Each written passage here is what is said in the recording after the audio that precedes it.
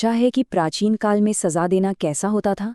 इस एक्सप्लेनर में आपका स्वागत है। आज हम प्राचीन इतिहास की 15 सबसे क्रूर और भयानक सजाओं का पूरा पोस्टमार्टम करने वाले हैं। सच कहूं तो ये सिर्फ अपराध को रोकने के तरीके नहीं थे, ये समाज को पूरी तरह से कंट्रोल करने, सत्ता का खौफनाक प्रदर्शन करने और आम जनता के दिलों में दहशत भरने के बहुत ही सोचे समझे यंत्र थे। तो चलिए सीधे इस डार्क हिस्ट्री की गहराई में चलते हैं और समझते हैं उन सामाजिक मानसिकताओं को जिन्होंने इन भयानक तरीकों को जन्म दिया। यदि आप रोम को चुनौती देते हैं तो आपका यही हाल होगा। ये एक लाइन सुनने में जितनी सीधी लगती है उतनी ही सार्थ है ना? ये कोट उन प्राचीन सजाओं के मुख्य मकसद को बिल्कुल साफ कर देता है। असल में उनका टारगेट सिर्फ अपराधी की जान लेना था ही नहीं, ये एक बहुत ही कैलकुलेटेड टूल था जिसका इस्तेमाल टोटल पावर यानी एब्सोल्यूट सत्ता का दिखावा करने और आम जनता को डराकर लकवाग्रस्त कर देने के लिए किया जाता था। एकदम प्योर पब्लिक टेरर। तो इस पूरे सब्जेक्ट को गहराई से समझने के लिए हमने इन 15 सजाओं को 6 अलग-अलग कैटेगरीज में बांटा है। सत्ता और सार्वजनिक खौफ, लंबा दर्द और सदन, अंगभंग करना, तमाशे के रूप में सजा, क्रूरता के पीछे का लॉजिक और अंत में न्याय यानी जस्टिस का विकास कैसे हुआ है। चलिए एक एक करके इन पर बात करते हैं। तो शुरुआत करते हैं हमारी पहली कैटेगरी से, पावर एंड पब्लिक टेरर यानी सत्ता और सार्वजनिक खौफ। इस कैटेगरी का सबसे फेमस एग्जाम्पल है क्रूसिफिक्शन यानी सूली पर चढ़ाना। रोमन एम्पायर इसका इस्तेमाल बागियों और गुलामों पर बहुत ज्यादा करता था। सोचिए, इसका मकसद मरते हुए शरीर को एक स्टेट अथॉरिटी के परमानेंट बिलबोर्ड में बदल देना था। इसमें होता क्या था? पहले तो शिकार की बुरी तरह से पिटाई होती थी, फिर उसे एक भारी लकड़ी ढोने पर मजबूर किया जाता था। क्रॉस पर कील ठोकने के बाद मौत तुरंत नहीं मिलती थी। जिंदा रहने और एक सांस लेने के लिए भी शिकार को अपने ही जख्मी कील गड़े हाथों और पैरों पर जोर लगाकर खुद को ऊपर धकेलना पड़ता था। लिटरली हर एक सांस एक भयंकर संघर्ष थी, जब तक कि एस्फिक्सिएशन, शॉक या ऑर्गन फेलियर से उसकी मौत ना हो जाए। अब जरा इन दो और तरीकों को देखिए जो दिखने में अलग हैं पर उनका गोल बिल्कुल सेम था, पब्लिक कंट्रोल। पहला है इम्पैलमेंट।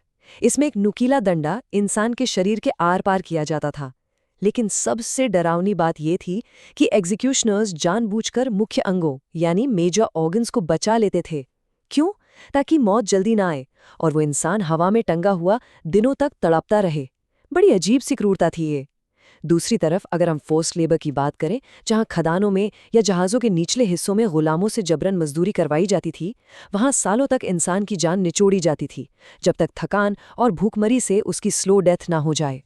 यहां से हम अपने दूसरे सेक्शन की तरफ बढ़ते हैं, प्रोलॉन्ग्ड एगनी एंड डिके, जहां फोकस पब्लिक दिखावे से हटकर लंबे समय तक चलने वाले दर्द पर आ जाता है।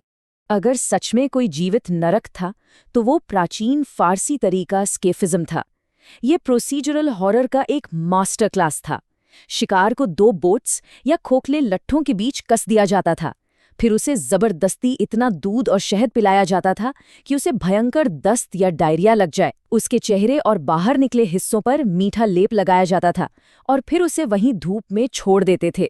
धूप में उस गंदगी और मीठेपन पर हजारों कीड़े आते थे और वो जिंदा शरीर के अंदर अंडे देते थे। इंसान को इन्फेक्शन और डिहाइड्रेशन के जरिए मरने में कभी-कभी 2-2 हफ्ते तक का समय लग जाता था।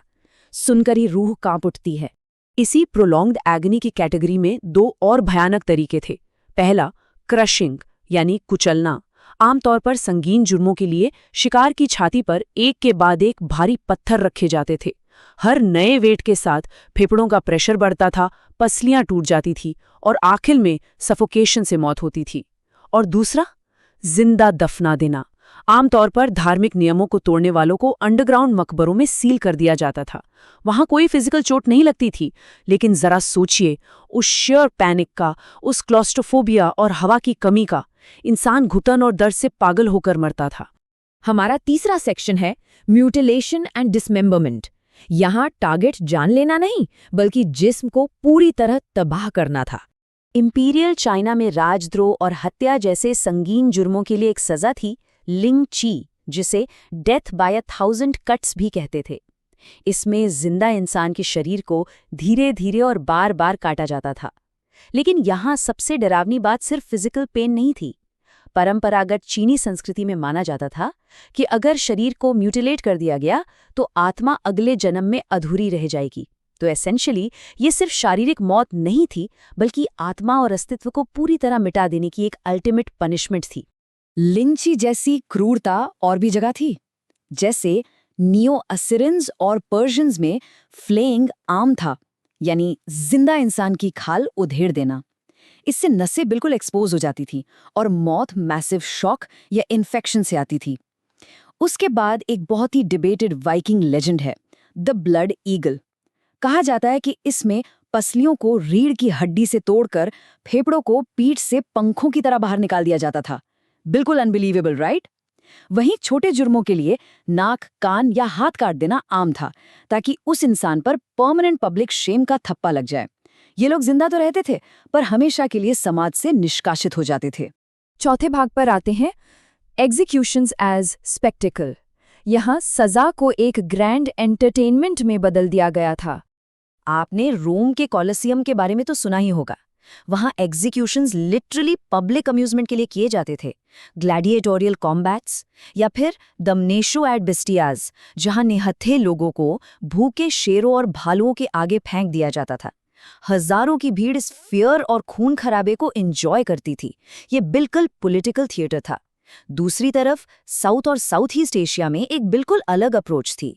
वहां हाथियों को ट्रेन किया जाता था ताकि वो शिकार को धीरे धीरे कुचलें या फाड़ें। हाथी एक विशाल और ताकतवर जानवर है, तो उसका इस्तेमाल सीधे तौर पर राजा की डिवाइन पावर और एब्सोल्यूट अथॉरिटी को दर्शाने के लिए होता था। कुछ जगहों पर तो क्रूरता और टेक्नोलॉजी का अजीब ही संगम देखने को मिलता है। प्राचीन ग्रीस का द ब्रेजन बुल देखिए। ये ब्रॉन्ज की एक खोखली मूर्ति थी। शिकार को उसके अंदर बंद करके नीचे आग लगा दी जाती थी। पर सुनिए इसकी सबसे डार्क बात, उसके अंदर कुछ इस तरह के अकोस्टिक पाइप्स लगे थे जो अंदर जलते हुए इंसान की चीखों को बाहर आते वक्त एक दहाड़ते हुए सांड की आवाज में बदल देते थे। That is just next level psychological horror. और आमतौर पर लोगों को खंबे से बांधकर जिंदा जलाना तो वाइडली प्रैक्टिस होता था, ये सोचकर कि आग बुराई को जलाकर शुद्ध करती है और करप्शन को मिटा देती है। अब आते हैं अपने 5वें सेक्शन पर, द लॉजिक ऑफ क्रूअल्टी। इन सभी 15 सजाओं को देखने के बाद ये समझना जरूरी है कि आखिर इतनी क्रूरता आई कहाँ से? आखिर समाज इस सब को अलाउ कैसे करता था? प्राचीन समय में आज जैसी मॉडर्न पुलिस तो थी नहीं, तो ओबीडियंस इंश्योर करने के लिए गवर्नमेंट्स के पास पब्लिक टेरर ही सबसे बड़ा हथियार था। दूसरा रीजन थे धार्मिक विश्वास। सजा को पाप और देवताओं के गुस्से से जोड़कर देखा जाता था, इसलिए ब्लड सोक प्योरिफिकेशन जरूरी मानी जाती थी। तीसरा, ये दिखाना कि राजा या सम्राट के पास सुप्रीम अनस्टॉपेबल पावर है। चौथा, जैसा कि हमने देखा, एग्जीक्यूशन को कम्युनिटी स्पेक्टिकल्स बना दिया गया। और पांचवां, उस वक्त जस्टिस का मतलब रिहेबिलिटेशन या सुधार बिल्कुल नहीं था, वो प्योरली रिवेंज और रिटेलिएशन था, आंख के बदले आंख और उससे भी ज्यादा। और फाइनली इस एक्सप्लेनर के आखिरी सेक्शन पर चलते हैं, द एवोल्यूशन ऑफ जस्टिस, यानी वक्त के साथ न्याय कैसे बदला। इतिहासकार आज भी बहस करते हैं कि इन सब में से एब्सोल्यूट वर्स्ट सजा कौन सी थी। एक्चुअली ये पूरी तरह इस बात पर डिपेंड करता है कि आपका क्राइटेरिया क्या है। अगर हम ड्यूरेशन और ह्यूमिलिएशन को देखें तो क्रूसिफिक्शन और स्कैफिज्म सबसे बुरे लगते हैं, क्योंकि मौत हफ्तों तक चलती है। अगर फोकस प्रोलॉन्ग्ड म्यूटिलेशन और स्पिरिचुअल डिस्ट्रक्शन पर है तो लिंची सबसे ज्यादा टेरिफाई करती है। अगर प्योर फिजिकल पेन और नर्व शॉक की बात करें तो फ्लेइंग या खाल उधेड़ने से ज्यादा दर्दनाक कुछ नहीं। और अगर बात सिर्फ साइकोलॉजिकल टेरर की हो तो जिंदा दफन होना, वो अंधेरा, वो क्लॉस्ट्रोफोबिया, वो किसी भी इंसान का सबसे बड़ा नाइटमेयर है। पर थैंक गुडनेस मानव सभ्यता आगे बढ़ी और हम इन डार्क चैप्टर्स से बाहर निकले। एनलाइटनमेंट के दौर में महान विचारकों ने आवाज उठाई। उन्होंने कहा कि देखिए, सजा का फोकस बदला लेने पर नहीं बल्कि अपराध रोकने पर होना चाहिए और ये अननेसेसरी क्रूअल्टी बंद होनी चाहिए। इसी चर्चा ने आधुनिक यानी मॉडर्न लीगल सिस्टम्स की नींव रखी। आज यूनाइटेड नेशंस जैसी अंतर्राष्ट्रीय संस्थाएं ऐसे टॉर्चर और क्रूअल पनिशमेंट्स के खिलाफ बहुत सख्ती से खड़ी हैं। तो इस एक्सप्लेनर को रैप अप करते हुए एक सवाल मैं आपके लिए छोड़ना चाहता हूँ। ब्रेजन बुल और क्रूसिफिक्शन जैसी क्रूरता से लेके आज की मॉडर्न साफ सुथरी कानूनी व्यवस्था तक का सफर क्या वाकई ये दिखाता है कि हमने अपनी आदि मानव जैसी क्रूरता को पूरी तरह जीत लिया है, या फिर क्या हमने सिर्फ पावर एक्सरसाइज करने के तरीकों को थोड़ा और रिफाइंड और ब्यूरोक्रेटिक बना दिया है और उस इनेट क्रुअल्टी को एक सभ्य समाज के पर्दे के पीछे छुपा लिया है? सोचिएगा जरूर।